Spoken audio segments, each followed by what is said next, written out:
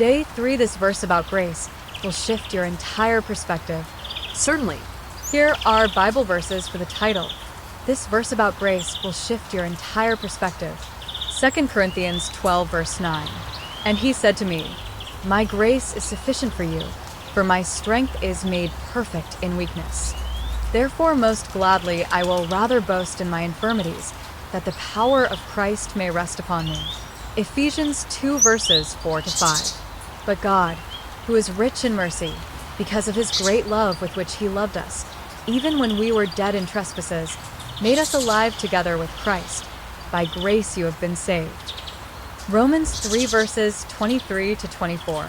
For all have sinned and fall short of the glory of God, being justified freely by his grace through the redemption that is in Christ Jesus.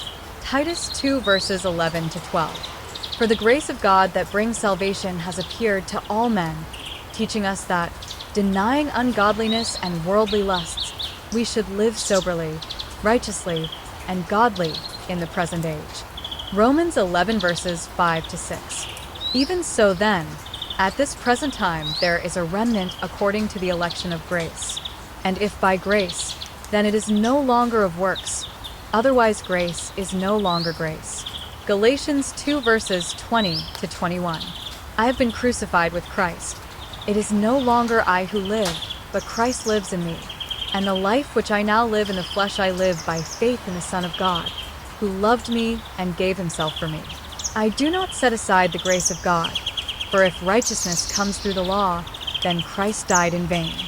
Hebrews 13, verse 9. Do not be carried about with various and strange doctrines, for it is good that the heart be established by grace, not with foods which have not profited those who have been occupied with them. These verses show how grace shifts us from striving to surrender, from weakness to strength, and from death to life.